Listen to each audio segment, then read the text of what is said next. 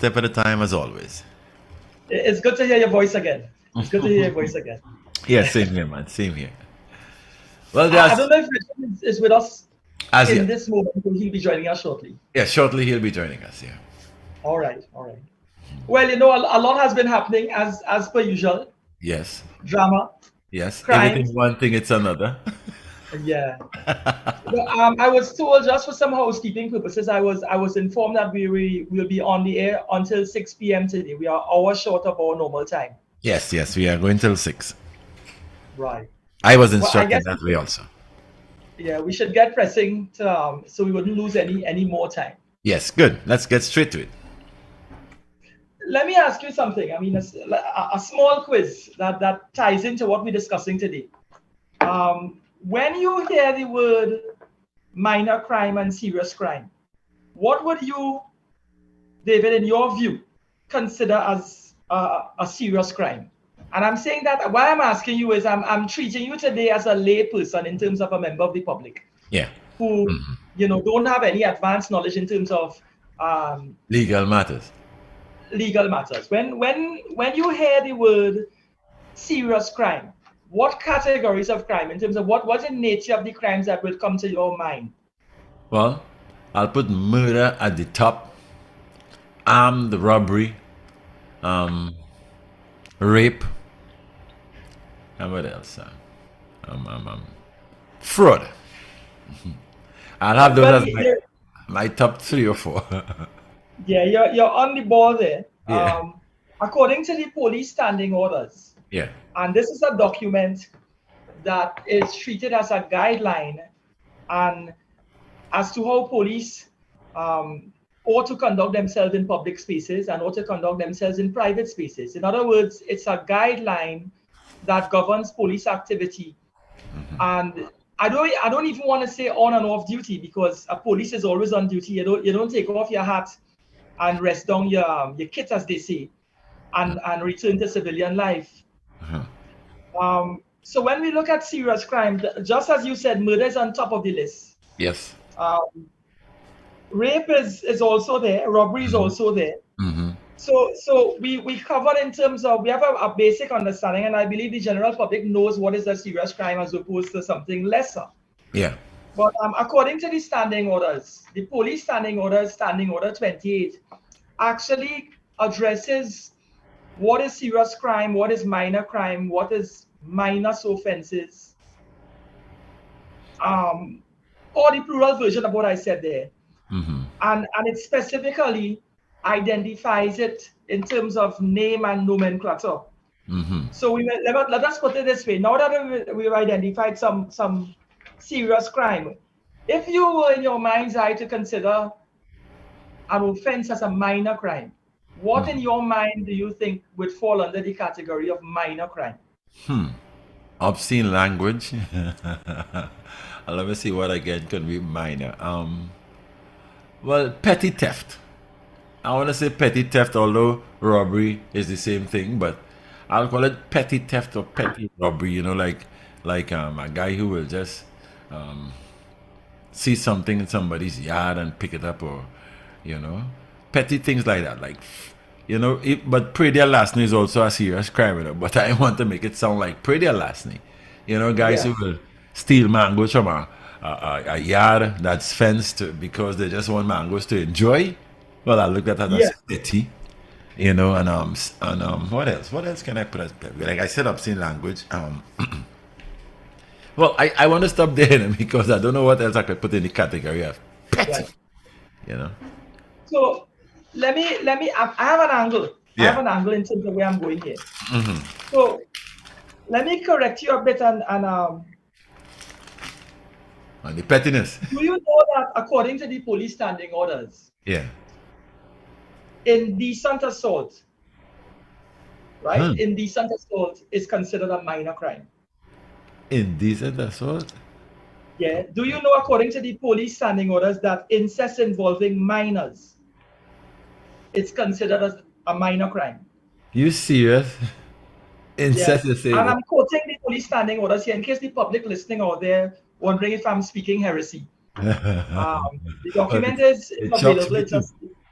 It's the police standing orders, and standing order 28 lists incest involving minors as a minor crime. Let me give you some more examples that might hit home for other people. Huh. Unlawful wounding and inflicting grievous bodily harm. It's a minor crime.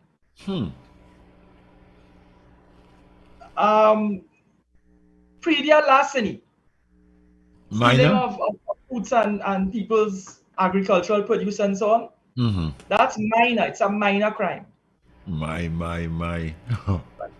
Fraudulent conversion. A lot of people hear the term fraudulent conversion and they're confused. They're not too sure what is fraudulent conversion. Fraudulent conversion is, let me give you a live example. You know, coming close to Christmas, they're looking to spruce up the house. So they would do some cupboard work. So they may call in the cupboard man, the joiner, and tell them, well, you know, I want to change the cupboards for Christmas. And what he may do is he will take a down payment. Yeah. But he's taking a down payment from scores of people in Library, and it's only one joiner. And it's only one shop and limited space. So when people trying to have it installed, their new cupboards installed so their Christmas friends or their friends in the Christmas season could come over and see something really nice. He ducking them, as we see. When they make the report to the station and the police interviews the individual, the joiner, they will tell him, you entered into an oral arrangement, and if you're lucky, a written arrangement with this family, and you took their money, and your responsibility was to produce the product by a certain date, and you didn't do that, and now you're not taking their calls, you're avoiding them. So sometimes if it is in the police discretion or view, this person is severely delinquent and he's refusing to reimburse them the down payment or reimburse them out of whatever money they would have invested. Yeah. They could charge you for fraudulent conversion, meaning that you took their cash, you made use of the cash, and you no longer have the liquid cash in your possession, and you're unable to produce that which you were paid for. So you converted fraudulently. You took their money, and you converted it into some other form, meaning that you may have spent it on yourself, and you're unable to produce what you were paid to produce. So that in itself is fraudulent conversion, but that is considered a minor crime. Serious?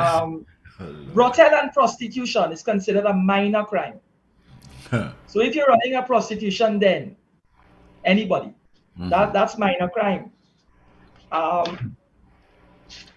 Just to retract a bit, if it is you're looking at larceny and receiving offenses under $2,000, so under the value of $2,000, that is considered a minor crime.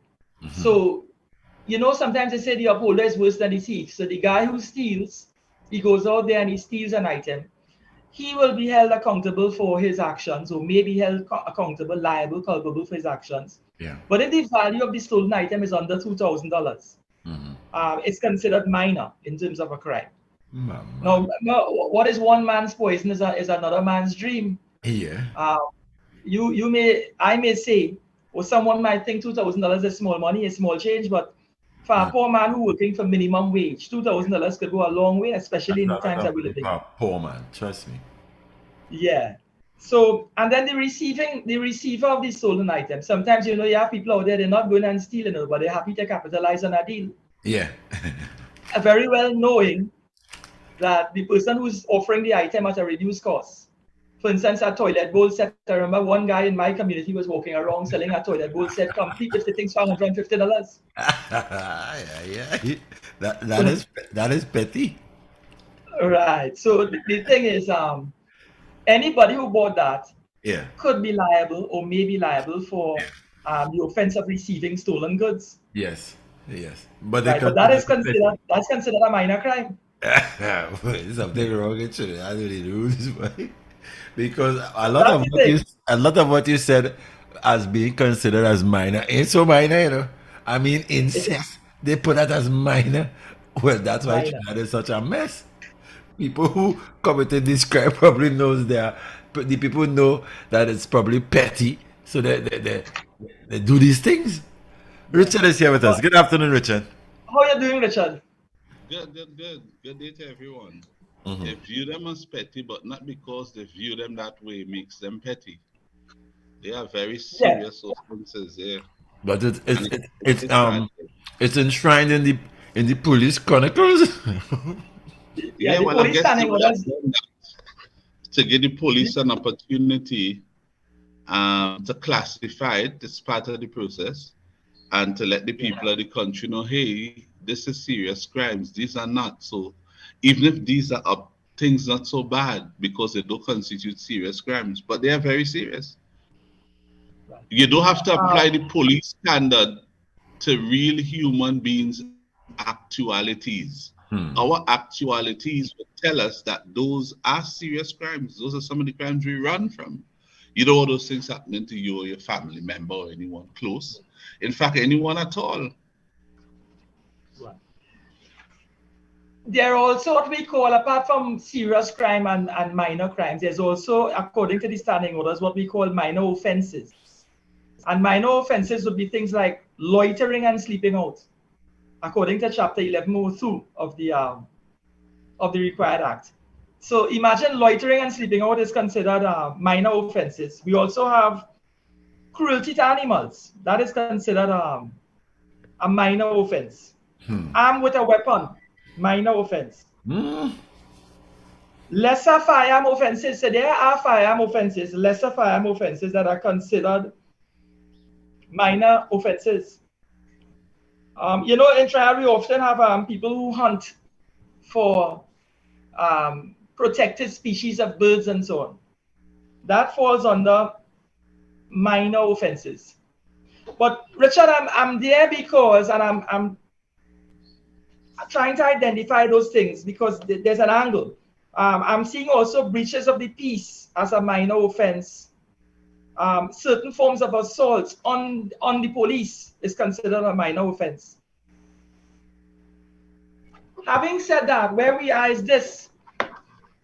I was looking at the fact that on the 17th of this month, July, um, this mass mandate that we won since September of 2020, it no longer hangs heavy around our neck, if I may put it that way. And I'm saying that purely from a non-scientific point of view. There tends to be a consensus among the rank and file, among people who have a simple understanding of where we are. They're just happy to take off the mask and to throw that off like like a rash. But what is in the public space is that the mask mandate may no longer carry a punitive measure. But despite saying we are being invited to exercise our own discretion. Now I have a problem, Richard, when Trinidadians are given the mandate to govern themselves, to do self-policing, to determine when is the opportune and inopportune time to do something. It's almost as if it is you have that trust in an individual that they will do the correct thing at all times, not the correct thing as the moment dictates, but at all times. I'm looking at the stats, Richard, and David, you could bear me out on this. The last information, and again, I like to look at the newsprint, right, because that's what the public is exposed to out there. The newspaper clipping July 7th, Thursday, carried in the Guardian newspaper an article by Sasha Wilson. They're putting some statistics out there. They're saying that during the official pandemic period, and I'm saying official in the context of the formal data that was collected, let's say between March 2020 and June of 2022, what they're suggesting is, and I'm quoting here, during the period September 2020 and June 2022, 27,664 no face mask tickets were issued. While during October 2021 and March 2022, 404 safe zone violations were detected.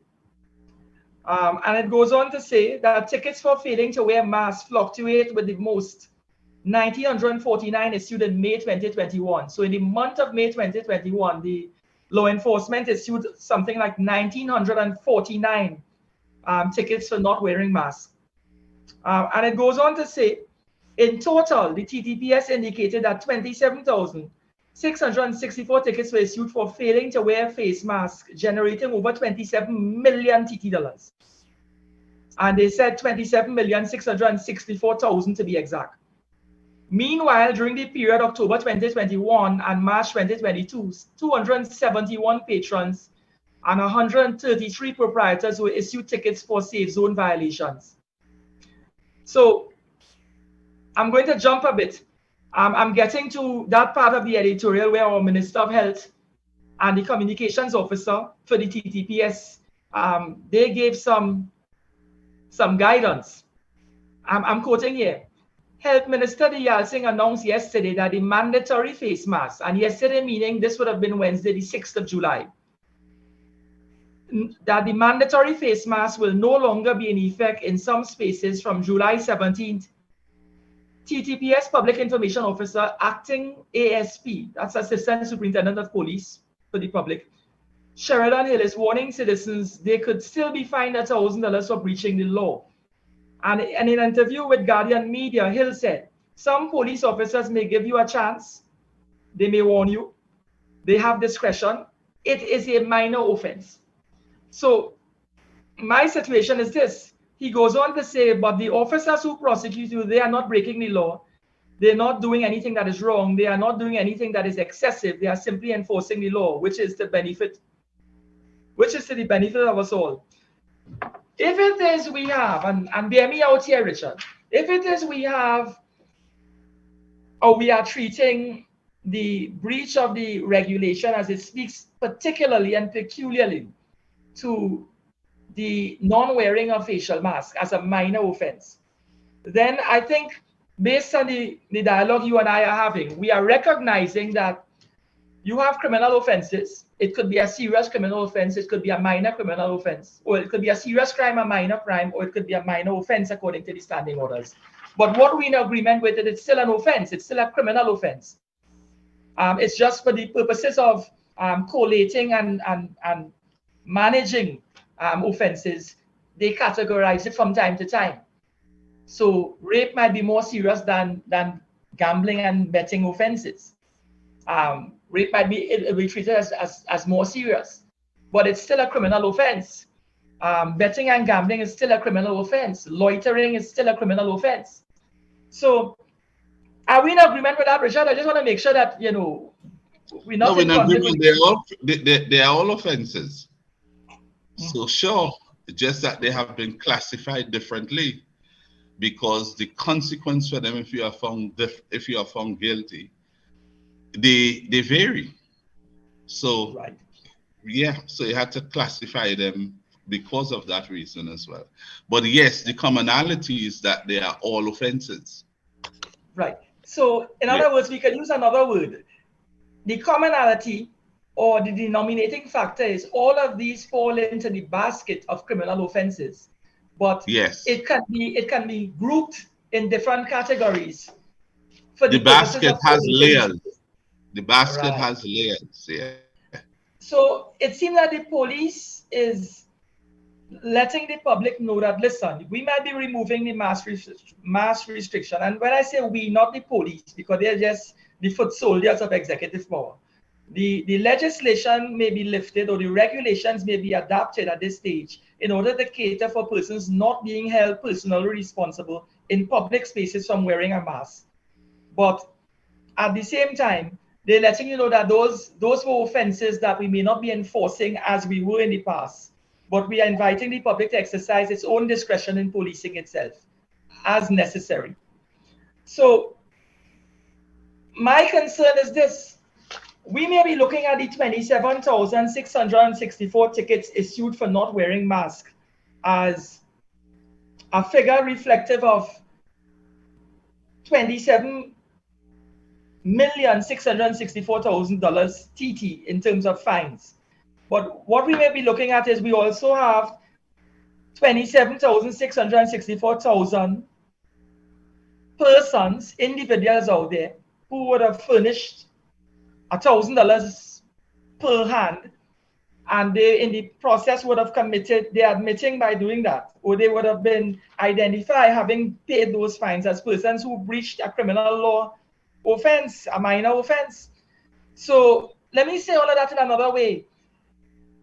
The ministry and the Ministry of National Security has not been, and before now, made it categorically clear that the breaching of the regulation amounted to criminality that weighs against your criminal record.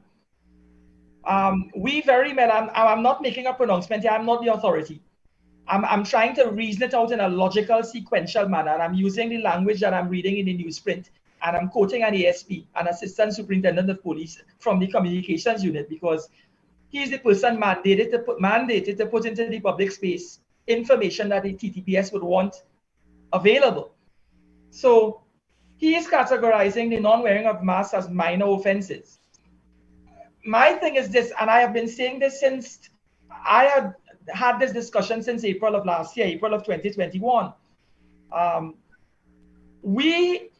What we've done by passing these regulations is made it criminal offenses to breach the regulation by way of not wearing masks where we ought to wear them. We've made it criminal offenses for businesses to operate beyond certain hours. And if they breach that, there's a penalty. We've gone so far to say the persons who fail to wear the mask and who were issued tickets and fail to pay the fine, that those individuals may be subject to a 5,000 TT fine and 3 days in prison for failing to service the debt. So if it is there are persons in the public space out there who are telling themselves, well, I got a ticket and I ain't paying them nothing, let them come and lock me up. They can. And they will, and when you're brought before the court to answer, they will enforce a $5,000 fine and a 3-day imprisonment term on you. So what happens, Richard and David, when it is you go, these individuals now, let's say you pay the fine, right? Because what Mr. don't pass in this country, if you may not pay the fine, but they will catch you. At some point in time, you're going to be brought before the court, and you're going to have to pay more than the $1,000 on the fixed penalty notice ticket. You're going to have to pay $5,000 and make a jail. But it's worse than that, you know, Farid. Is what you said, along with the time they will come to enforce it. They'll come outside your home 3, 4 o'clock in the morning with 30 or more police vehicles and give your neighbors the impression that it's a major big fish they're coming for in this house, only neighbor. And it's a ticket, you know. Yeah. So sometimes they prefer to pay the money and do everything rather than have that happen to them. So I want to add that in to let them know, pay your ticket, folks, pay the ticket. But paying the ticket is one thing. I'm happy to pay the ticket in the context of I want to avoid the embarrassment and the confusion, right? But my concern is why, and I said this a year ago, why didn't they place in the regulation that it will be treated as, and I was suggesting 2 things. It will be treated in the same basket of offenses as ticketable traffic offenses. Ticketable traffic offenses, because there are traffic offenses like driving without insurance or no DP that is strictly criminal in nomenclature, if you may put it that way, right? In essence. But there are ticketable traffic offenses like parking in a no parking zone that are ticketable and not treated as criminal. My thing is, and my concern was and still is, they ought to have placed into the regulation one of 2 things. Indicate that it will be treated as in the same manner as ticketable traffic offenses. So therefore, it doesn't weigh against your criminality or your criminal record, that you would be capable of getting a certificate of good character when it is you're required to do so. So if you go to the police station, if you have a job or a prospective job is on the table, you're required to produce a certificate of good character. If you go to the police station and you have a conviction for driving without insurance or valid insurance or driving without a DP, those are treated as criminal offenses and you cannot get a certificate of good character. What they do, they may give you a certificate, but they will indicate what is the nature of the conviction that goes against your name. So I have known persons who come to me and say, listen, boy, when I was young, one guy told me I was young, I was in Scarborough. I play with the alarm in a mall. I pull the alarm, the fire alarm. He said, I seen the thing there, watching it, and I just curious. I rest my finger on it, and he said, I don't know how the thing come down. And he said the security hold on to me, and they took me to the relevant desk at the mall. They called the police. He was taken to the Scarborough Magistrates Court, and when he explained that, I was just curious, and I saw this thing there, and I don't know how it come down, but I put my hand on it. So I'm laughing. As my friend, I know the man so many years. I said, that was the rhythm you run by. So he said, well, I mean, I talk from my heart. The truth will set me free. So he told me how right now he has a criminal conviction. He can't get a certificate of good character. He can't even get a taxi badge because he's 53 now. And when he was 19 years old, he pulled on the fire alarm in a mall in Scarborough. So I'm saying that to say that there are instances, and there are members of the public who are listening to us here, where you may be convicted of a criminal offense, serious nature, minor nature, serious crime, minor offense, but it still falls under the category of a criminal offense, and that has an impact on your ability to produce certificates of good character. Now, if it is breaches of the COVID regulations were deemed to be ticketable offenses in the same basket of offenses that are traffic offenses, then a lot of these 27,000 people, 27,664 persons who would have been caught in that loop of not wearing the facial mask in keeping with the regulation would be able to get certificates of good character. They would not be treated in like manner. Now, if we were to look at it in another way, and this was a suggestion I was thinking back then, if there's a sunset clause in terms of the breaches of the COVID regulations, meaning that for the time period that the pandemic poses the risk and carries all the attendant trauma that it does, that persons in breach would be treated for purposes of the regulations and breaching the regulations to have been offenders and that carry some degree of criminality. When the pandemic no longer poses what it is, or no longer is what it is, when we become sufficiently immune that we could be looking back at this period as a period in our history that is now in the past tense, that sunset clause may be able to save those in breach of carrying criminality into the graveyard. Because what we need to bear in mind is, as it speaks right now, the only time after you've been convicted before a court in Trinidad and Tobago that you're absolved of that criminality is when you hit the grave, you know.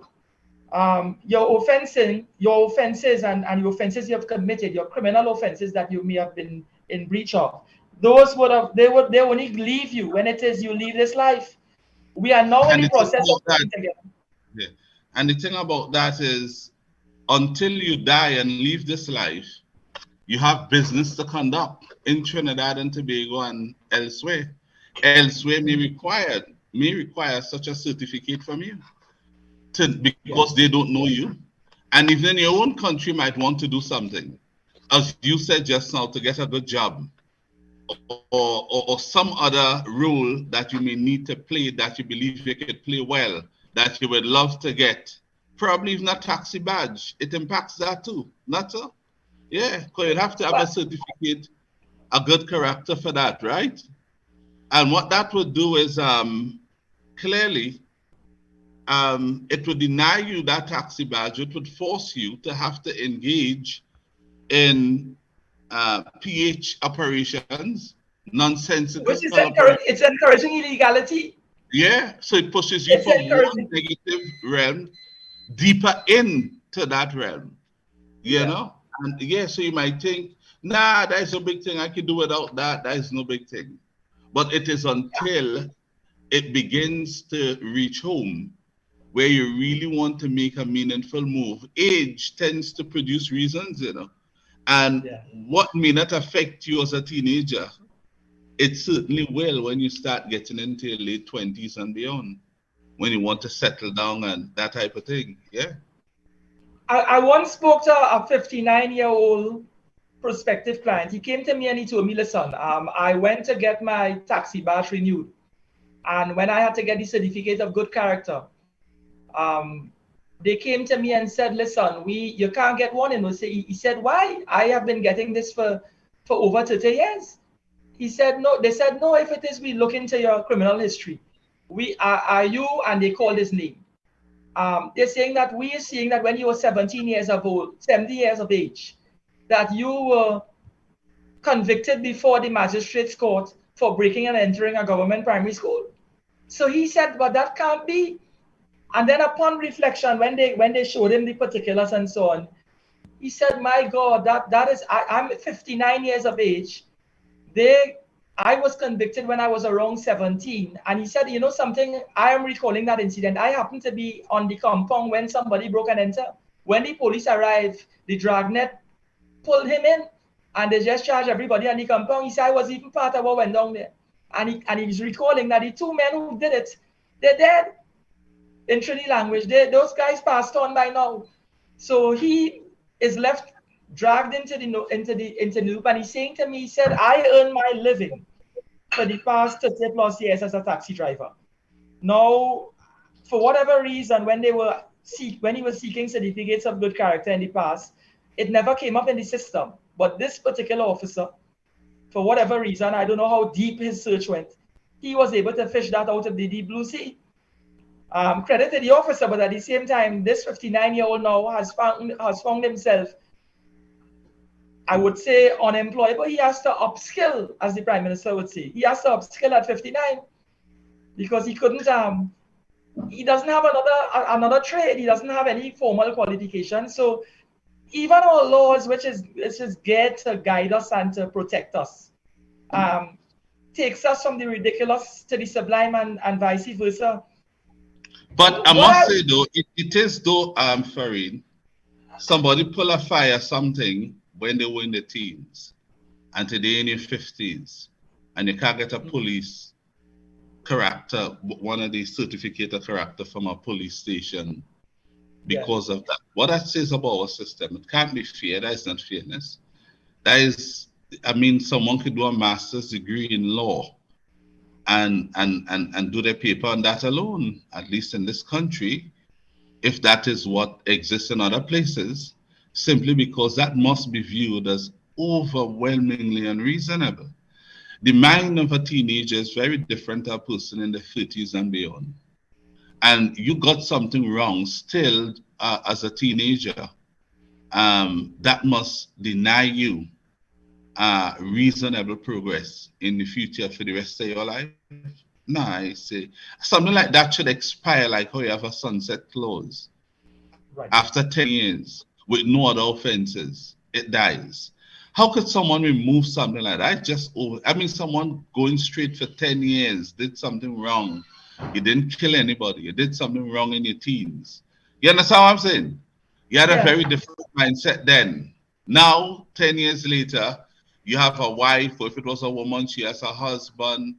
They have a child now. They're looking to move forward.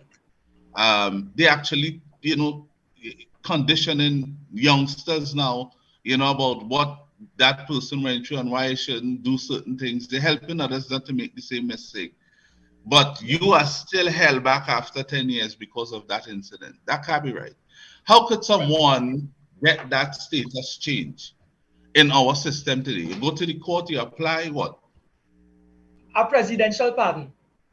That's it? You have to, it's a presidential pardon. The court if that's the only way? It's the only way.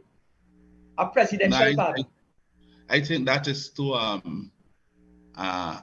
me, that in and of itself is a major lifetime punishment, because how lucky you have to be one qualifying in any given year for a presidential pardon. And the thing with a presidential pardon, the category of persons who are eligible for a presidential pardon, they must demonstrate that they are sufficiently changed and transformed. They are not only repentant but contrite, and they have demonstrated by their actions over a sustained period of time. And this is just my lay language. Yeah? I'm not quoting from the regulation itself. but you must demonstrate that you're a transformed individual. Let me give you an example. I don't want to call names, but I will put it out there. You remember many years ago, there was a certain member of the magistracy who was brought before the courts and convicted for accepting a bribe in order to treat with a criminal matter before the court in a particular way. That Yes, individual yes. was convicted, right? He was convicted and he was sent to prison and he served a term of imprisonment. That individual expressed contriteness and reasonably so was involved heavily in an ecclesiastical organization in the prison, and also helped other inmates and got involved in programs that was, you come in the prison as a learned individual. You have a certain skill, a certain formal training. So they make use of what you have to offer. And as sincere as he was, and I'm not judging his sincerity, he was able to demonstrate and to assist the prison in so many ways, and to assist the ecclesiastical authority in some ways in terms of, I don't want to use the word evangelizing or proselytizing, but assisting in terms of reforming individuals by way of his education, by way of the error that he made, and to show that, small people, rank and file, make errors, and people higher up the food chain do so too. He eventually, through the medium of the ecclesiastical organization, was able to get what we call a presidential pardon. Yeah, So but I mean, that is one route, and that route could continue. But how many people can do that? How many people have that type of blessing or personality to say, no, I could shake this off, and you know what I mean? So what the system should allow is to have in place another avenue through which you could get that removed. Give someone 5 years, 10 years, depending on the nature of the offense, and you go before the court with your attorney, and they present a case and argument and things you have done and so on and so on, and also outline what you would like to do and how it is standing in your way at this time. And you understand what I'm saying? Let's just assume you were a teenager, you were single, you were just loose, you know what I mean? But now you can go back before the court, you're married, you have a child or two, you're pursuing a job, and you want this thing off your name because every year you have to go and seek to get one. You would want to know you could go before a court and reasonably produce a case that is good enough for a judge to say, okay, this situation is now hereby removed and stricken from the record. Well, let's shift the dialogue a little bit. Just for the sake of the public that is listening out there. No, but before you do that, Faris, what I'm saying here is, when we use platforms such as this, is to effect change. And politicians would hear this, and next election you might hear people raise the same matter. Let it be known that we are the ones who did it, Farid. See, you raise it and we jump away from it too quickly. When they do, they'll pretend, what show that was? I didn't hear it.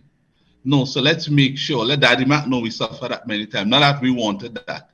But I'm saying a serious political organization should now say, with certificates of characters and so on, after 3-5 years, where someone was charged or sentenced, charged, tried, and convicted for something minor, and after 5 years of no wrongdoing, no charges, nothing before the court, that if you are convicted, the punishment is imprisonment, such a person should be able to go before a magistrate or a judge and get that matter removed from their names so they can move forward into the future without that type of burden and restriction being placed on you.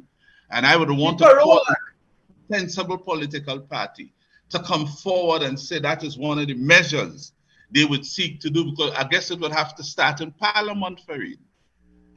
Richard, you're of the belief that that sort of initiative you're speaking of, they will resonate with the rank and file voting population, that you're going to ease up? Yes, because a lot of them driving PH today, because some of them may not have done anything, but they believe that the fingerprints could be recorded. somewhere because they were there or they touched something, and if they go next thing, and a little thing like that is preventing them from ever going through the process because Yeah. they fear.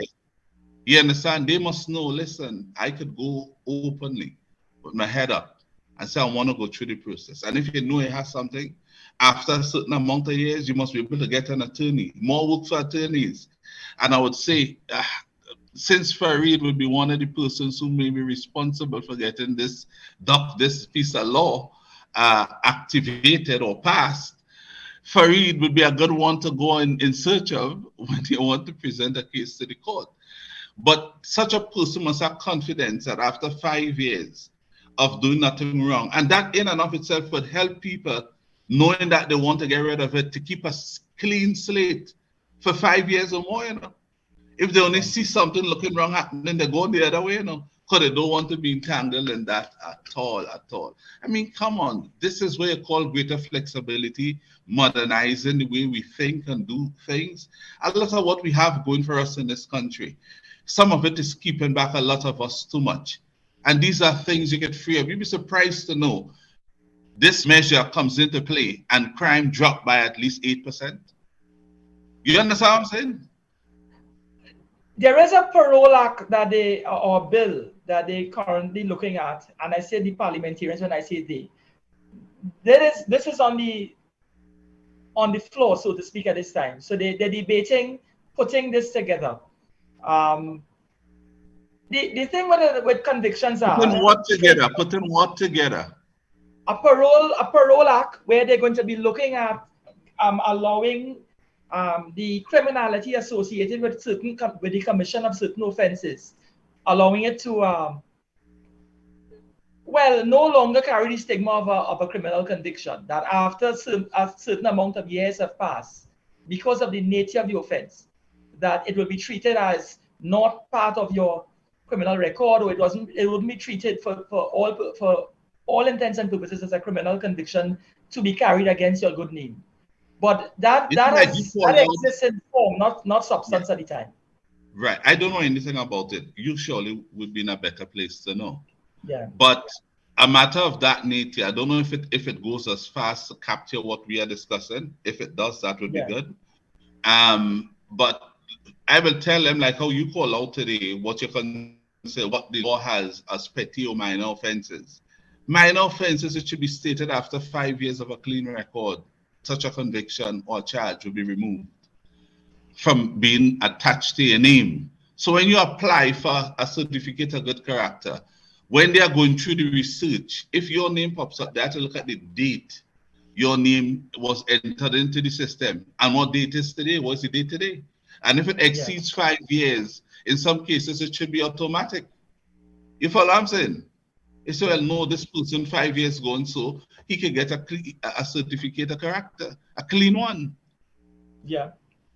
But the thing is, when it is you appear before the court to answer to a criminal charge of any nature, the first thing they do before they consider bail is, what is his criminal record like? Have you gotten an updated print of his criminal record, his history on the system? And the police officer who laid the charge, he would get up and say, yes, I've done a print from the criminal records office in the name of so-and-so.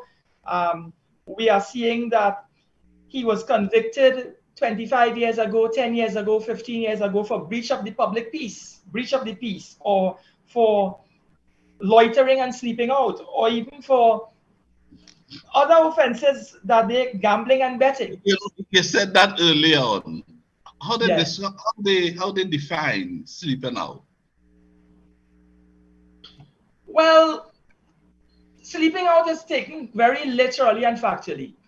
I remember representing a guy who told me that he was sitting on a bench around the Savannah, the Queen's Park Savannah, 2 o'clock in the morning. He lives Belmont. He said he couldn't sleep. And he wanted some fresh air because it was just a restless night of lying there staring at the ceiling. And he was restless. He said, I want to get outside. So I came out the road, I walk around the Savannah, and I sit down on a bench. He said the police, 2 o'clock in the morning, about 20 past 2 it was, he said they just pull up and say, you, what are you doing there? So he said, he explained to the officers, I just saying no, I'm relaxing. They say relaxing. And he couldn't give a reasonable explanation for his presence there. He said he didn't get opportunity to explain he couldn't sleep, and that he decided to take a walk and he lived around the corner, and he's sitting on the bench. He said, before I know it, I was in a police station in a cell, and they told me they're charging me for loitering. And he simply wasn't afforded the opportunity to explain himself. And he said, well, that was the truth is just what I said to you. So in terms of sleeping out, they look at the time that you're on the road and whether you have an explanation. A simple explanation maybe that I'm a security officer and I'm on my way to work, or I'm coming from work, or you have an explanation that you work certain hours. If it is you're not, you're in a public space, but you cannot account for your behavior, for your actions, and it's beyond a certain time, then factually, they may form the view that you could be charged under or for the offense of loitering under the Summary Offences Act, and it's married to the fact that there's a lack of reasonable explanation. So in terms of sleeping out, we often use the explanation, I sleep out over the weekend. I wasn't home. But sleeping out could be taken quite literally. All the public needs to be able to furnish the police with when they get locked up 2 o'clock in the morning is I was in the food court around the savannah. Perhaps if that was the case, or I just took a walk. I went to look for a relative in Belmont, and I'm now making my way home.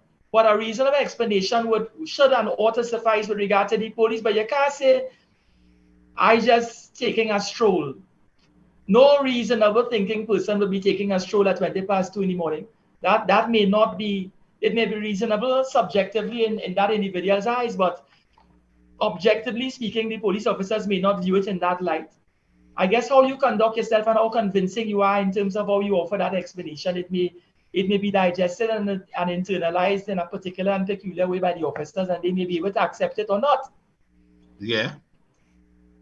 But what I'm saying is this: when the magistrate sees that you're convicted for a loitering offense 10 years ago, 5 years ago, even 2 or 3 years ago, the magistrate will say, okay, that was a minor offense. So I'm not going to use that history against you in terms of offering bail, because if for bail purposes they look at whether you have a pending matter before the court, and whilst you are on bail, you are deemed to have committed another offense. Because when they give you bail, when you're granted bail, the bail comes with conditions that we are going to release you back into the public space. You're going to enjoy your constitutional right to life and liberty and enjoyment of property. We're going to release you back into the free world on the condition that you're going to hold the peace and you're not going to commit any more offenses. But if it is that matter is not treated before the court and it comes to an end, let's say it pens for 4 or 5 years, and now you're before the court for another offense, but whether it be a minor crime or a serious crime, or whether it be another minor offense, the court could look at it and say, but you're on bail right now for another minor offense. We gave you an opportunity to experience life, and you reoffend, or you're alleged to have reoffended, so I'm going to deny you bail. But they can use it for you in terms of say, well, it's minor, we'll give you bail still. Or they could use it against you and say, we're not going to give you bail. So it's up to the discretion of the sitting and the presiding magistrate or judge to use it for or against you. That is there. If it is, however, you've been convicted, you say you're made to pay a fine of $200 for obscene language or loitering as we're using here.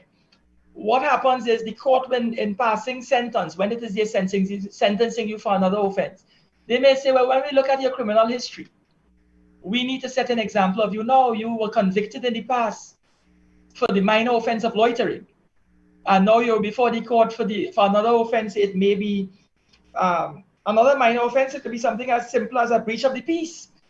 So the court can use your criminality against you, and therefore, but the court also tends to look at it and say, well, it's been 10 years ago. So for the purposes of bail, I'm not considering, or for the purposes of sentencing, I'm not going to weigh that against you because that was 10 to 15 years ago. So the court has the discretion, but the thing is, we magistrates and judges and the public, how they may not understand, they are creatures of statute. they are guided by legislation that governs how they ought to act, and they are given sufficient discretion. The legislation limits their discretion and their powers. So Yeah, you would still jump through whatever little. When you talk about discretion, how do you how I should say demarcate in terms of limiting or putting parameters for discretion? Yeah, you tell a magistrate judge you have discretion here. Yeah, come on. A discretion to somebody is just what it is, a discretion. let me give you a good example. There's what you call the community service ordinance, right? Or the community service order. That order came into being in the year 1997. And in the order, what they do is, if an individual is brought before the court and he's of a certain age, let us say he's under the age of 16, I can stand before the court as his representative and say, you know, your worship, or my lord, my lady, the position as it stands is this individual, he's a victim of his own indiscretion. He's a young person. He is doing well in school. He attends a secondary school, a vibrant secondary school. It may be one of the prestige schools. I've had to represent a student of a certain prestige school before from a marijuana possession matter. And when I explained that this is the position, that we can easily convict this young man, but it's going to compromise his ability to continue beyond the school life, in terms of he may acquire any amount of O-level passes, any amount of A-level passes, and he may get into the University of the West Indies and qualify himself with a tertiary degree. But because his offense, or he has a conviction for a drug offense, he might be in a position where he cannot get employment in any of the military services in Trinidad and Tobago, police, fire, prison, as we say, because he have a conviction for a drug offense. So the court has a discretion under the community service ordinance or orders for certain categories of offenses to give the individual a blight or a chance. And but let's go back to sleeping out. Shouldn't it be better expressed? Because one could interpret it when they hear about sleeping out to mean like you went and you slept elsewhere. Sleeping out here really means sleeping away from home in the public space. Yeah. Okay. Because you read just now, sleeping out. That's the wording on that piece. That's the wording on that piece. It's a terrible way of putting that, if I must say so. Come on. Well, remember, it's taken, Richard, it's taken collaterally with the word loitering. It's not a separate expression. It's loitering and sleeping out. Right, but loitering and sleeping away from home. Yeah. Or loitering and sleeping in a public place. Stay so people understand that. A public place would mean you're sleeping on a bench in a park, in a savannah, or on a main road or a highway, or at the side of it. You understand what I'm saying? So anybody see it, I mean, even on the beach, after hours, you alone lying down on the sand there, and they pull up here, what are we doing? You say, well, I wanted to enjoy the song of the ocean and get the cool breeze. Well, you're sleeping away from home and in a public place. That's an offense. I could understand that. But don't tell me that is really the language, sleeping out. That is putting strange things into wives' minds too. But let me use another example that will resonate with the public. I remember once sitting in the magistrate's court in Tunapuna, waiting for my matter to be before the court in terms of my clientele to be called before the court. And I saw a police officer that I know through the work. I'm seeing him there. He's standing in with a very austere look on his face. And he was there from about 9. The matter called 9 a.m. The matter was called around 20 past 12. The individual came, stood in the dock, and when they read the offense, you know what he was waiting there to answer the charge of? He was urinating in a public space, exposing himself. The charge was exposing himself in a public space. So when the charge was read in exposing oneself in the public space, everybody turned around at the bar table and they look at the man. What kind of man is this boy? This man exposed himself in a public space. And factually, you know, when the magistrate asked him, how do you plead? He said, well, I'm guilty with a cause. No, there's no such thing as guilty with a cause. That is a public expression where you want to say, I'm guilty, but I can explain myself. So the magistrate would say, listen, so is either you're guilty or not guilty. If you could explain yourself, that will come when it is I'm going to pass sentence. You will be given an opportunity to explain what circumstances this offense was committed within. What are the boundaries of the circumstances in terms of if you could explain yourself. Then in passing sentence, you may get a lenient sentence or something a little more rigid or less rigid. So so he insists that the facts of the matter would reveal that he was literally peeing on a lamppost in the public in the car park of the Tunapuna market. So when the magistrate turned to the prosecutor to get the facts to deem whether that is indeed so, and he was asked to explain himself, he said, listen, I came to do some vending, and I'm using Trini language here, right? I mean, he said I had a hot piss. I couldn't hold it in anymore, so I ran in the direction of the car park, and I ran to the furthest point where there was no one around, and I literally urinated on a lamppost. He said this individual was calling out to me. He said, I don't even know what the man, who he was, because he wasn't dressed in police uniform. And I ignored him because my desire to relieve myself outweighed my desire to answer to his call. When I was finished, he held on to me and said, you just committed a crime and you can't be exposing yourself in a public place like that. And I was brought before the court. Well, you know what happened? The court adjudicated on the matter, and he was told, the next time you're in the mood to urinate, try to find a public toilet facility and don't let it happen again. Would he have had a better defense if he had said he looked for one and there was none? The local body had none in place. You have a market, you should have a restroom there. When I say so, washrooms for the vendors. And the absence of one they are not the ones who built the market. So if you're going to build a market to rent stalls to vendors, then you should also have a washroom for them area. And if it had none, to me that would have been I would have want to lean on that. At the end of the day, he was simply talking from the heart. I mean, I would imagine you and I would reason it like that. But then you didn't have an attorney. No, he was unrepresented. Right, that's the problem. That's the problem. Because if you had an attorney, surely they would have made the case. What is he to do? He's selling. There's no washroom inside. And what inside, he can't use it because I people private thing. So how would he relieve himself? You understand what I'm saying? And then he took the step to go so far away from everybody else to do it. And he was stressing and that's what everybody doing. That light pole is he desecrated the light pole. No, that is viewed as the toilet or the urinal for all the males. I don't want to say females in the market, if you know what I mean. Yeah. But in my opinion, so what they did, they released him, but with a caution to the future. Yes, it's what we call under Section 71(1)(a). He got a pardon under 71(1)(a), which basically indicates that you're relieved of this, the law. You're relieved from any attendant sentence that may be associated with the commission of the offense, and we are warning you that to exercise better discretion in the future. So the discretion lies with the court in this instance to consider the offense, consider the breach, consider what harm to the public was done, consider whether the individual would have learned from the incident, and give him a fair warning that he ought not to breach any law in such a manner.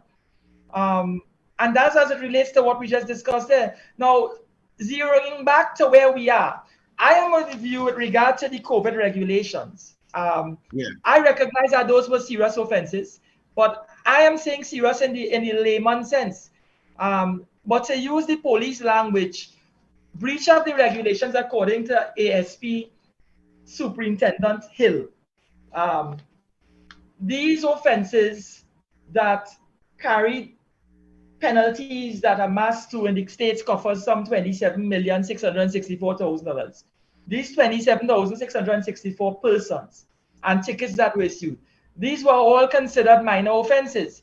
but it's offenses all the same, and we may find ourselves.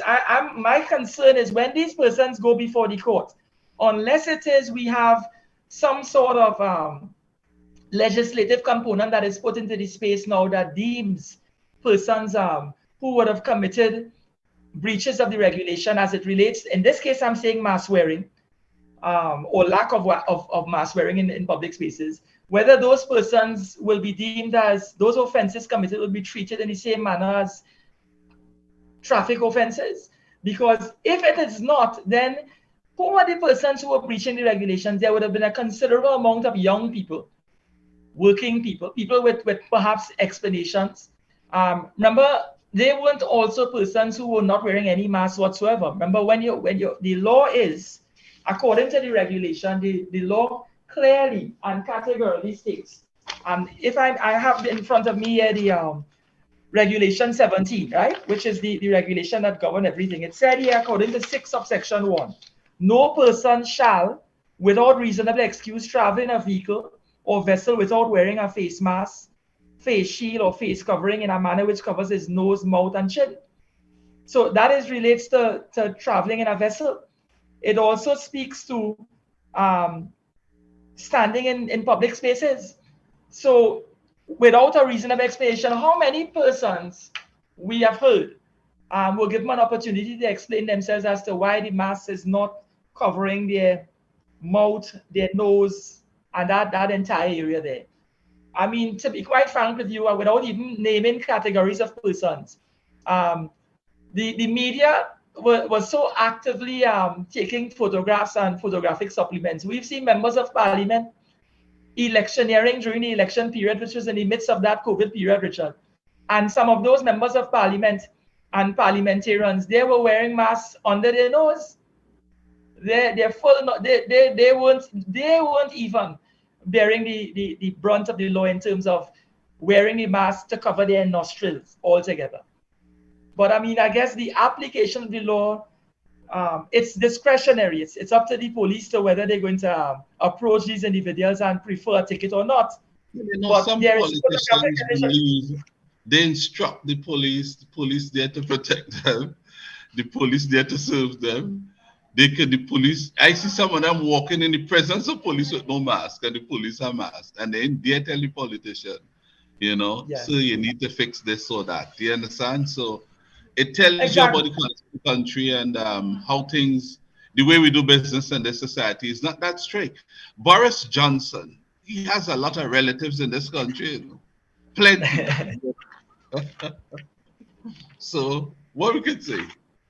But politicians in general, Farid, they are not the best people to set examples. Not all of them, but certainly some of them, not the best.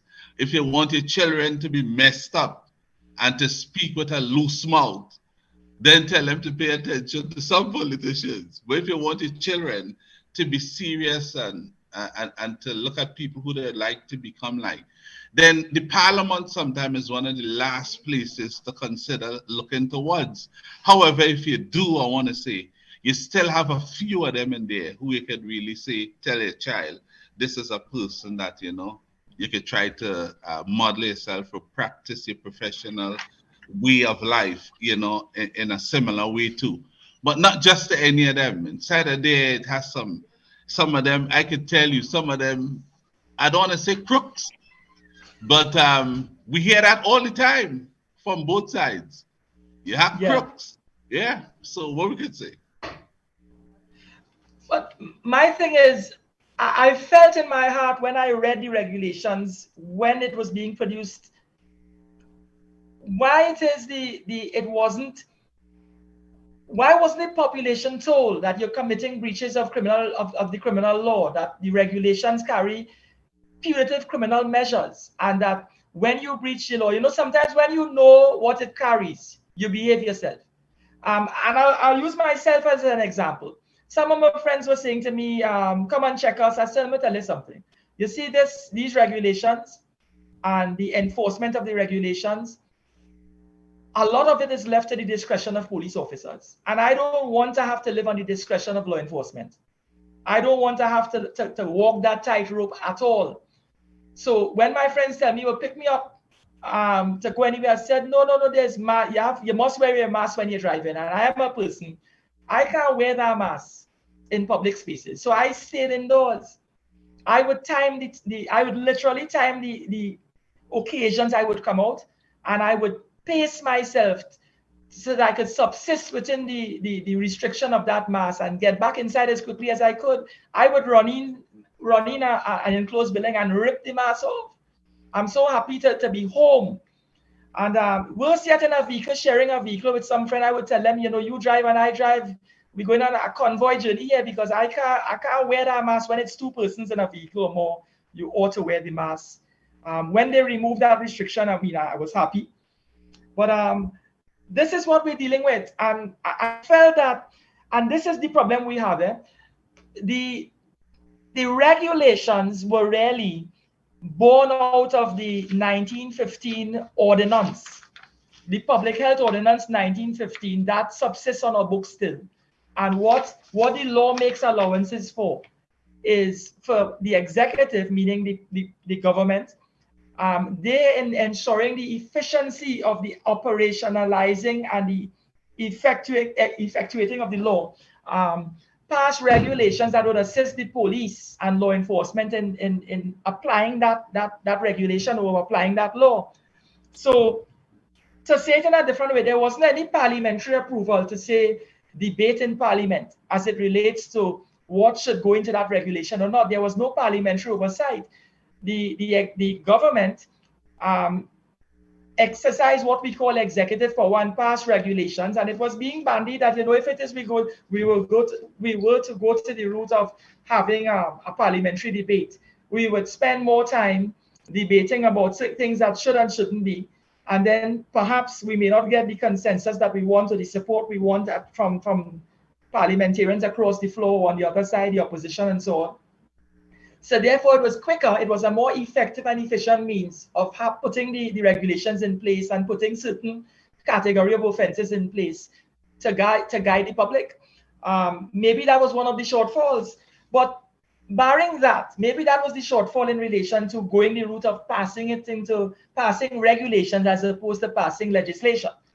All the same, if it is persons were told openly about the possible consequences for breaches of the regulations, then the persons may have policed themselves differently. These 27,000 people who may now, let me not say and now, who may now be in a position to not be able to acquire certificates of good character may have policed themselves differently, and we may have a much smaller number. Now, I'm saying may because I'm still hopeful that good sense and good judgment be exercised, because when persons come before the court, magistrates are creatures of statutes. When it is records are pulled and they ask for what sort of convictions a person has, and let us say this raises its head, and if we move away from the mask wearing, what about the business person who opened beyond 10 o'clock? What about the beach goer who stayed beyond 6 in the afternoon? What about, and we have quite a few examples who didn't stay on into the afternoon, who ought not have been in the beach at all. I remember reading a few people in Mayaro, they were held on the beach and they were brought before the court. These persons found themselves having to answer to the law, being convicted before the court, and now they're paying a price that goes way beyond a fixed penalty notice. I am of the view and that the public ought to have been informed, and I think informed in terms of it was there in the regulation to be seen and to be interpreted, Richard. But in terms of openly spelling it out, spoon feeding you and letting, because a lot of things, men stand before the court and say, I didn't know that was an offense. Right? And the responsibility to know what is the law in a land. When you land in Miami and you land in Europe, you can't tell the police out there that, I wasn't aware that this is not a criminal offense. You ought to find out when you're going into another man's country what is the law, what I can and cannot do, and live within that. So it's the same thing. We have to be mindful of it. Find out everything about what the law is in the other country. The least you can do is depending on what you want to do. that you believe could be of concern to even your country. Find out if this is permissible here. Right. I want to read another piece of one of the regulations here. Regulation 5 of the same Public Health 2019 regulation. Provision 5 says a person who contravenes this regulation commits an offense and is liable to a fixed penalty fine set out in Schedule 2, in addition to such administrative fees as may be determined by the Chief Justice under Section 21A of the Summary Courts Act. And on failure to pay the fixed penalty, may be liable on summary conviction to a fine of $5,000 and to a term of imprisonment of 3 days. So in addition to the fine, the Chief Justice could determine what about other administrative fees that would accumulate as a result of they having to process you and so on. So it's something additional, but I'm reading here purely to show you that it exists. This is what this is not just me stating what my view is. It's clear, it's in writing. So members of the public ought to have read these regulations. I wonder how many people out there actually printed the regulations and read it through, cover to cover, page to page, because Regulation 17 contains 17 provisions. And the public is expected to read those 17 provisions and update themselves as to what they can and cannot do. And I'm not too sure if persons are doing that. What about minors? Minors, they are expected to interpret this regulation and answer to the law enforcement with regard to anything of the sort.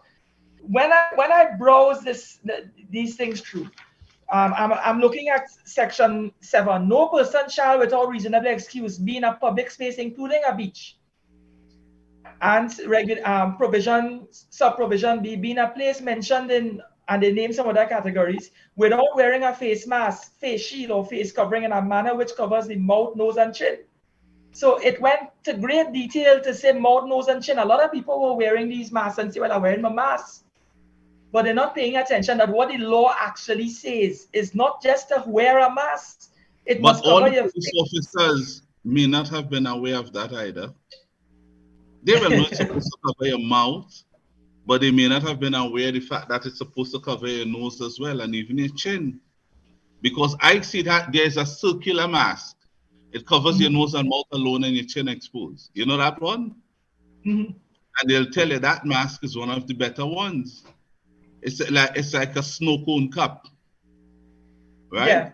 But that doesn't cover your chin. And hear what the law is. So that mask should not have been allowed to be sold in Trinidad and Tobago by virtue of what the regulation is stating. You remember when our Minister of Health was stating that you can use any piece of cloth and it will be deemed a mask, where you could tie it around because there was a shortage at the time. So when the law existed, not everybody could afford. They were saying that remember the mask wasn't selling on the cheap, you know. Now you could get a mask at a reasonable cost because they're probably knocking dog right now, as we say. It will subsist from now until Sunday. A mask that was $80 to one, $100 to one, the same mask again, 10 for $5. So look at that. So you see how people are making money off The Minister of Health told us that we could use any piece of cloth that is a mask, and he showed us how using his hands. He was using handkerchief or what they call it, a bandana. But you see the people who pick up money, and some police officers, right? With these big guns, they have something from the neck come up, like a over glorified turtleneck jersey, and it comes up and covers. And I say, but that's a mask. I mean, that's like a jersey cloth. Things could still penetrate that. Well, remember they were saying there was a shortage of K95 masks, and you could use any cloth. So right, but some people made masks. Some like the tiger mask. I only use the tiger mask, so I could demonstrate what's a tiger mask. I have one in my pocket since we're there. But this is a tiger mask, right? And it has 3 or 4 layers in it, and it covers everything. If you know what I mean. I mean, it almost take your ears and all, right? But this is the mask they call a tiger mask. It covers your chin, your nose, your mouth, and yet it leaves it enough room to talk properly still within it. And it has the layers of protection. This one was given something like a 98%, how I should say, security. The ministry acknowledged it as well. So that's why I think it was 45 US so on when I acquired this. So, yeah. So I'm saying that to say, there were people selling good quality masks in and around town. So that still, if you wanted a good mask, if the normal one wasn't available, it better cost a little bit more money, yes. But you had good masks there. Let's look at the next category of persons. Provision 8.1 says of the same regulation, during the period specified in Regulation 17, which is the regulation that governs our activity, a person who provides public transport in a motor vehicle shall not carry where the motor vehicle is, and A, a motor car, more than 75%, or B, every other type of motor vehicle more than 65% of the number of passengers for which the motor vehicle is licensed to carry. So the seating arrangement, it goes on to say, according to 8 subsection 2, the seating requirement for maxi taxi shall be in accordance with Schedule 3. So all of these carry, if it is you breach these regulations, say you don't acquire a 65% passenger load or a 75% passenger load, if you're in breach of that and the police see you, and if it is you're not laid out in the manner, because what they did in the regulation, I mean, I'm holding it up here. There was a drawing that was being bandied around, and the drawing was showing you how to lay out how to seat your passengers in your maxi taxi, or how to seat them in the public transport. So persons who couldn't print these things and get an illustrated example. I want to commend the minister for being a good artist. He drew. I just joking. I'm sure he didn't do that, but it looked good for what you put up there. It looked good. It looked like it's something people could have worked with. That's a nice piece. My thing is this: we have to be careful when we pass regulations into being, and when we consider what we've just lived through. We have to be careful how the law is enforced.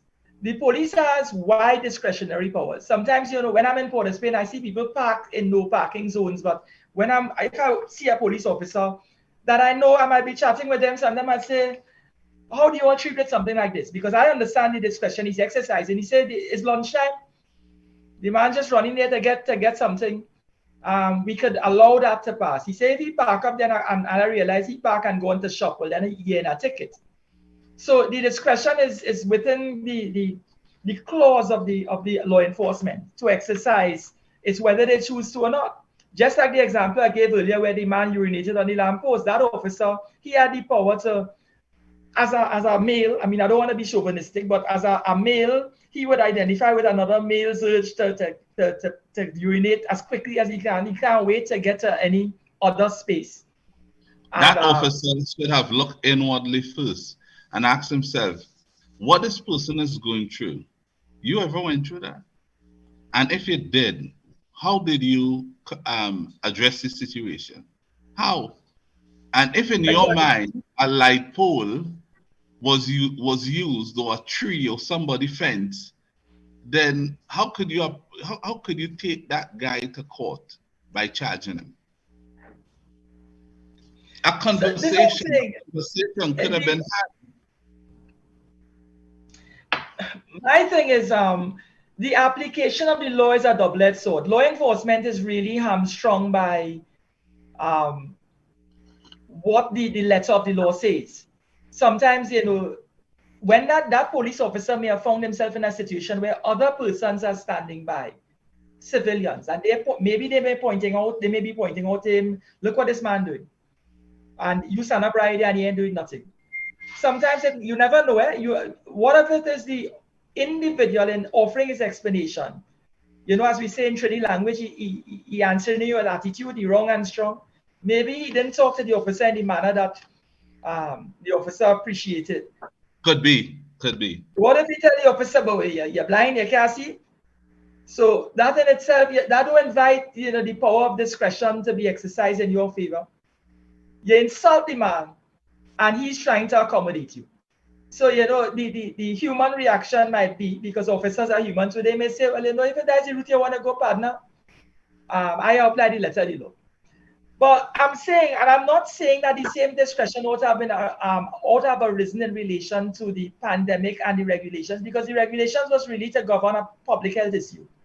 And we had to be mindful of lives are at risk. Thousands of persons lost their lives. So you have to apply the law in order to, and enforce it in order to ensure that the greater good and the greater benefit is derived. But at the same time, I am saying I have no problem with issuing fixed penalty notice for 300,000 people that would have breached. I am saying that if there's a sunset clause, and we're saying that we're no longer living in pandemic circumstances, or let us say we move out of the endemic circumstance, then include in the regulation that when this endemic COVID-19 situation no longer subsists, that the persons who were found in breach of the regulation, that they will know that the criminality associated with the breach of the offense or the breach of the law wouldn't stand. It wouldn't carry. It will be treated as a trafficable ticket offense, because in no way the measure was meant to be punitive for one to take this conviction to one's grave, to damage one's lifestyle in terms of being gainfully employed down the road. Because as we said earlier, this could cause persons who can't be gainfully employed now to get involved in illegal criminal activity of a different nature, to make money, to earn a living, to mind the children. So like the PH drivers is our example. They're breaching the law in working PH. But at the same time, it's honest in the context of they're not looking to commit serious crime in order to get to earn income to mind their families. But it's a crime altogether. So these offenses, these regulations, and I think it's not too late. I had a discussion with some officers, police officers that I know, and I said, listen, have you all thought of this? They said, we had to enforce the law, This is what we told to do. We can't stand up now and tell the state or the government how to couch their regulations. We aren't consulted. We come to work and we give them regulations and directives. Police officers work on orders. I called a parliamentary friend of mine whose name I wouldn't call. And I was expressing my view in the midst of the pandemic, and they simply indicated to me in nice language, and it wasn't meant to be that way. And that was the end of the discussion. So I was trying to push the talk and say, but we need to be mindful of what we're doing, because we're going to be dealing with somewhat of a problem down the road, and it's unfair. Let me say it in another way. I was saying that I was very conscious. If I was found to be in breach and I carry a conviction, Richard, that criminal conviction could have an impact on my license. The association may look at, you're now a convicted individual, and we have the discretion to exercise whether we want to withhold your license or suspend you or take any form of action, right? So mindful of that. I live indoors for 2 years. I ain't coming outside. I coming out masked up where the mask is on my eyelid. So and that's what good law sometimes, that's what good law could cause people to do. And if you have good laws that are strong in its enforceability, then what you're going to end up with is that more people, because of what they see could happen to them, would go a straight line, and we'd have less offenses in the country. Right. Yeah. Now there's there are other things. Remember we had a regulation, not just in terms of traveling in a maxi, but traveling, but in a public space like a church, ecclesiastical places. You had to wear your mask in these places, because if it is you don't, you're breaching the law. Now, the application of the law and policing is a special skill. I particularly during that period was paying attention to whether officers went to churches and mandirs and temples and mosques and so on, and whether they were paying attention to anybody, be it the elderly or anybody of that kind, if they would go there now and because the police are going with guns into restaurants. When the commissioner was asked about why it is you come into my restaurant with guns, he said, well, I'm going to come in with macaroni pie. Will the police be supposed to have guns? So, and when they were asking of the patrons, what you're drinking in that glass there? Because they're looking like a teacup, and the police, I don't know if the police have the view that alcohol would be served in teacups. So that was not impossible for you. You know, this is Trinidad. I had a co-host in another one. And he will drink something that looks so how does it say, pure and clean and in keeping with godliness. Yeah. But what it would be filled up of the content of it is something else, you know. So yes, it's churches, temples, mandis, mosques.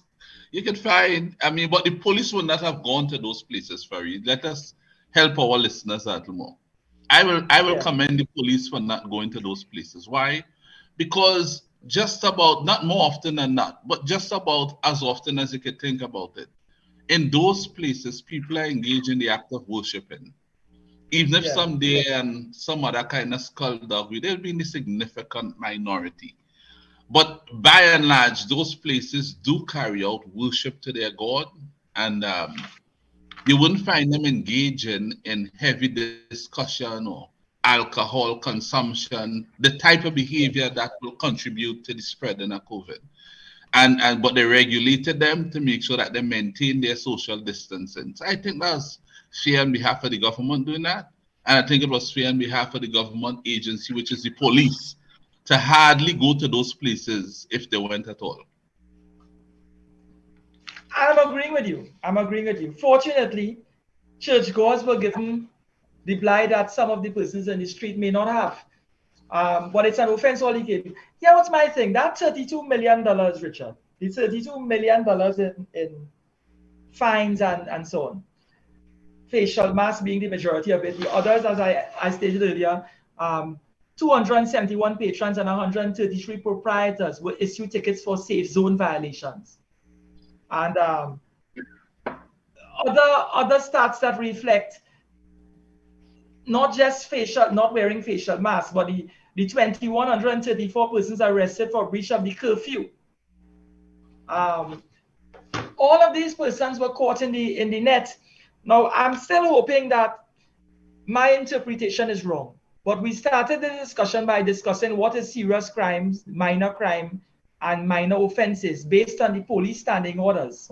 And this is the first time the words were used, and it's used by ASP Hill in an interview with Guardian Media, where he's referring to these breaches were minor offenses. It's the first time in the public space it is being named a minor offense. It was never, they always talk about breaches of the regulation.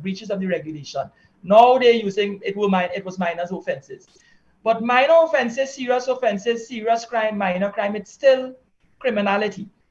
And I'm hoping that we don't have in the next few months and years to come, because until that parole legislation is passed, we may find that a lot of persons may be unable to get certificates of good character. In all fairness, I remember in the Mayaro district, because I was busy reading to see how the courts were dealing with these situations when they were brought before the courts. A lot of them were put on bonds to keep the peace, and they were relieved conditionally under what we call summary offense section 71(1)(b), which is because of your antecedents and your ties. And your history, that you'll be seen that you're not an offender of the law. So therefore, you're before the court for the very first time. We're going to put you on a bond to keep the peace, and the bond could last from a period of 12 months to as much as 3 years, and you ought not to reoffend. If you reoffend or brought before the court for any offense within that 3-year period, we could revisit this blight that you're getting and proceed to sentence you. So the court was exercising its discretion, but our executive, those persons passing the regulations, didn't see it fit to provide some sort of sunset clause, some sort of provision there that would treat it moving forward. on the same in the same level as ticketable traffic offenses. Richard, maybe we could we have 15 more minutes because I understand we're cutting off at 6 today. I wanted to touch on something that is in the public space right now. On the 5th of July, the amendment to the Bail Act, Act number 17 of 2019, that expired. And let me say it in a different way. We have a Bail Act, and the Bail Act that CNC 3, and I think you did a fine job in discussing yes, thanks much, yes. Yeah, I think the country was better off for your invitation that you must have received from CNC3 to discuss it. Yeah. So I can't see you make that turn without allowing you to know that I saw it, and I think it was well done. Thanks much. Now, my thing is the public needs to understand that when we're looking at bail, we have an active Bail Act. Bail Act number 18 of 1994 speaks to the issue of criminality and speaks to how the court will address its mind to whether it's going to grant bail or not. So the substantive act, the bedrock legislation is that Act number 18 of 1994. And Section 6 talks about when you're brought before the court, the police can object to bail being granted, but they must have grounds, substantial grounds. That is the language. They must have substantial grounds to object. So if they're objecting for an individual, they must say, well, according to 6.2a provision 1, they have a view that if it is we grant this person bail, they may fail to surrender the custody, meaning that they will flee the state. And if it is the police of the view that this individual, if we give him bail, if it is we don't keep him bound, keep him in the jail, keep him in remand, he will jump on a boat and leave this island, and you'll jump on a plane and fly out. Then they could simply deny you bail. Sometimes when the court is of the view, you know what, I really share your view, officer. I mean, this man is a former, I don't know, prime minister. So if it is we were to grant him bail, he has the means to get out. Or the man might be a government official. He may be a parliamentarian. She may be a parliamentarian. We have parliamentarians who are charged before the court. Now we have a former AG who was charged. So the court, in exercising discretion, may say, listen, this person has the means. I am sharing a view that if it is I were to grant bail, that he may fail to surrender. But the reverse argument could be argued by his defense attorney that this person has ties to the community. I have children, I have property, I have investments, and not just small investments, sizable investments, property, as we say, elite properties, perhaps on Queen's Park West, in Gulf View, in different places. And men like that who own them kind of assets wouldn't flee or ought not to flee. A man who living in his mother's house, right, who living in a hotspot, or who may not be even living in a hotspot, he simply owned nothing. He went to school, he didn't do too well, he don't even have a skill, he upskilled, he even skilled much more to upskill. He may have more reason to get out because he have nothing to run away from. So the police must establish in the courtroom that there is a substantial ground for believing that this individual may flee, and they may object, but they must be able to establish that in the courtroom in a meaningful way. Now, sometimes you may say they may fail to surrender in the context of they did it in the past. We had to execute a warrant in the past on this same individual when he was before the court for an offense before, and go and lock him up and bring him before the court. We eventually treated with the matter. The matter was determined, adjudicated upon before the court. He was sentenced, so he maybe have been reprimanded and discharged. But we know of his history and antecedents, and what he did in the past may be used as a frame of reference not to grant him bail. So the court has the discretion to look at those things. The court also looks at whether you commit an offense whilst on bail. Sometimes you're on bail for a particular offense, like I said just now. You may be on bail with regard to loitering and sleeping out. You pled not guilty. You felt the police was harsh. The matter was never treated before the court. It's pending 3 years. You come on your rear lock up for marijuana possession, more than 30 grams. I will put it this way. So the court may say, well, you're on bail for loitering and you come now and get locked up. But they may say, well, when we look at the offense, I remember saying once in a courtroom, I argued that, yes, my client is on bail for a criminal offense. It is a minor offense. And even if it is you wish to hold that against him, bear in mind that when he had to attend court whilst on bail for the previous offense, he always attend court.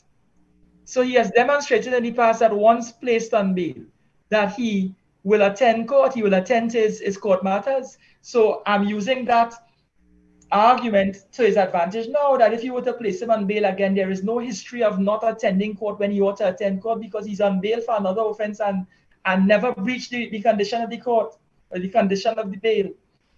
So I mean, it might sound laughable, but sometimes lawyers use that argument. Another instance is, and this could be the substantive one, the court might be mindful. If I put you on bail, so you chop somebody. I remember appearing in the Scarborough court, and an individual was charged for attempted murder.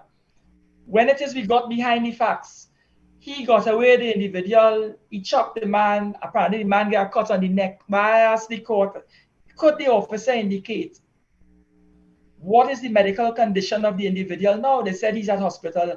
I said, what is the report? Do you have a police medical report form that speaks to the extent of the injury, whether it's life-threatening, whether he's in intensive care, whether he's out of a life-threatening position, but he's just there for observation? And it turned out that he was there for observation, and he wasn't a life-threatening position. So my argument simply was, once the person is not in a life-threatening position, that is not touch and go, that we may not be relieving him on bail right now, and the victim dies in the morning and we have to go lock him back up because we're now looking at a murder. So, in other words, the court must weigh the damage and the injury done to the person and exercise its discretion accordingly. Sometimes the court may say, well, because of the nature of the violation, I'm not going to give you bail. I'm going to wait and see. We'll reconvene in 2 weeks' time. Let us see what is the status of the victim who's in hospital and make a determination whether we'll address our minds to bail then. So sometimes they don't relieve you on bail, because they're saying, you chop the man, we're going to relieve you on bail now, and what, you're going to kill him?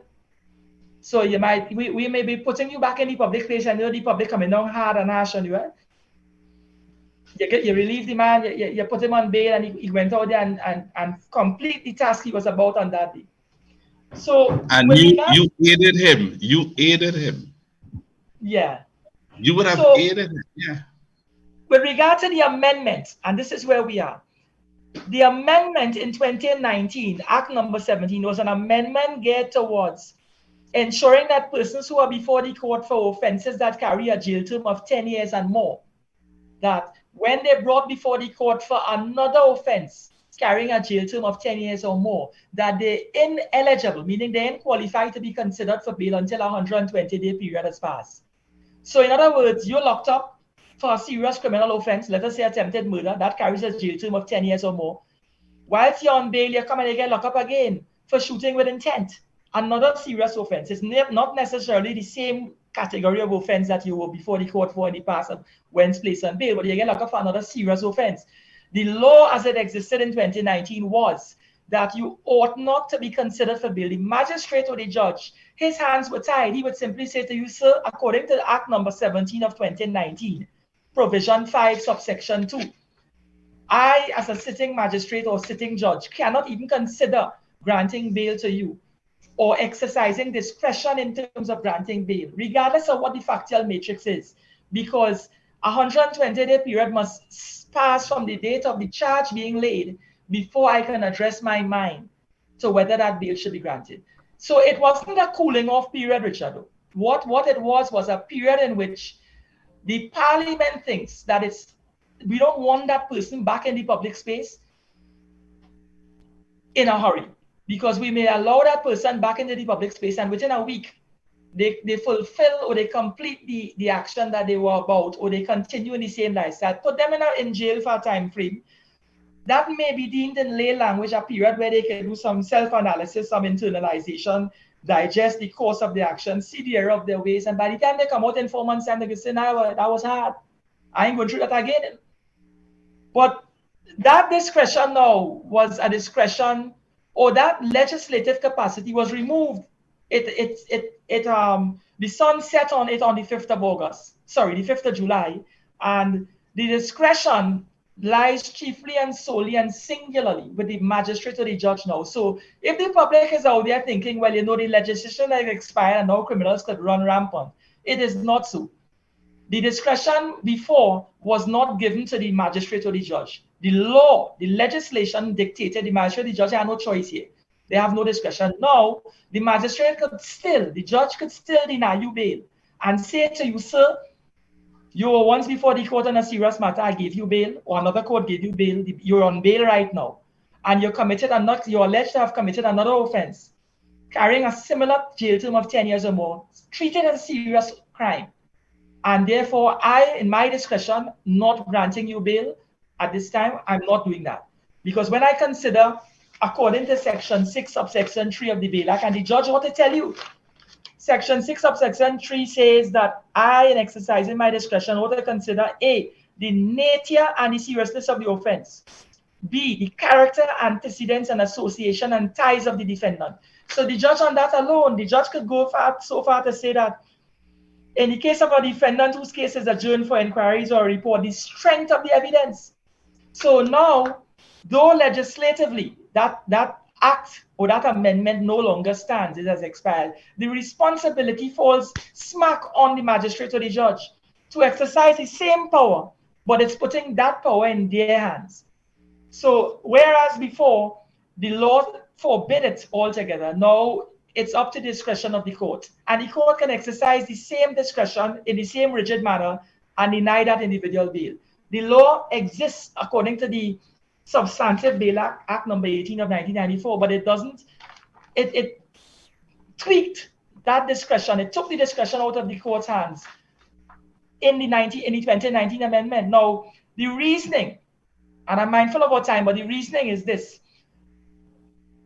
There's a balancing act. When you deny somebody bail, or you deny somebody their right to life, liberty, enjoyment of person under Section 4, subsection A of the Constitution of Trinidad and Tobago, you must at the same time advance their case. You must be prepared to start the trial, because if I'm not giving you bail, then you're entitled to a trial process for an adjudication and a deliberation on your matter.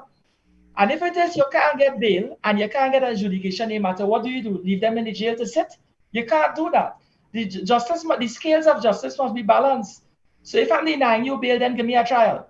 What the law did is they said, and it was clearly stated in that particular act, Act number 5, subsection 7. It said in that amendment of 2019 that the time frame of 120 days, the prosecution had a responsibility to gather all its evidence.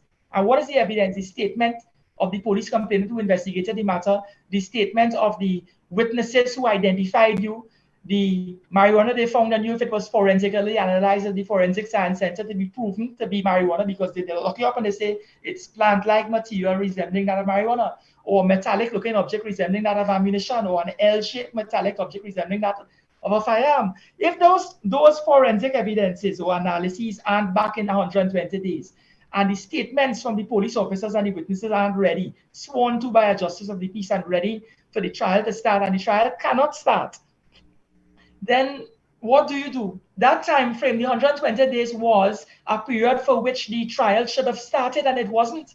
So then the court ought to grant bail on the 121st day. Now, if it is the trial was started in the 120-day period, you're within the law, the court can continue to deny him bail and said, listen, your matter has started within the 120-day period. We are going to continue to deny you bail because your matter is being adjudicated upon. And if it is, the law made the further allowances. If it is when it is the matter was started within the 120 days, meaning the day number 90, and with 3 months down the line, 6 months, 7 months, 9 months down the line, it still can't start, and a year has passed, then you can apply to the judge to get bail if a year has passed and the trial didn't stop. Therefore, you are saying without the extending of the existing Bail Act that I believe failed in the Senate the other day, we have enough laws on the book to still manage the situation. Exactly. What the amendment did is it from a parliamentary perspective, from a legislative perspective, they legislated into being a law or provision of the law that denied individual their human right under the Constitution to life, liberty, and security of person, enjoyment of property. And one may say that it was a constitutional issue because it was a breach of the strict separation of powers. Parliament was legislating and encroaching on a judicial discretion, whereas the judge is supposed to ascertain whether Richard Norrie or Fareed Ali or David McIntyre, who stands before me, whether that individual, in my view, in my discretion, is a good candidate for bail. What the legislature, Parliament was doing is they're removing that discretion from the magistrate. So we would have been automatically denied bail for 120 days, purely based on superstition, based on allegations. And you know what 4 months could do to a man in jail 120 days? You know what inmates could do to a man for 120 days in jail? And change your whole life. So I think we would end there. Yes. Let's pull down the curtain there. Yeah, people get the point. They got that point across fully. Yeah. All right, Fareed. They said this when we had long today. David, enjoy your drive back home and be safe. As I always say, blessings. I will. Yes, thanks. Be safe. Yes, thanks a million. In God's name, I'll get home safely. Fareed, and all the best to you, Daddy Mac. And get Yes, home my brother. safely. Yes. Okay, all right. Yeah, thank you so very much. Straight ahead news. Power 102 Digital. Yeah. We sound like home.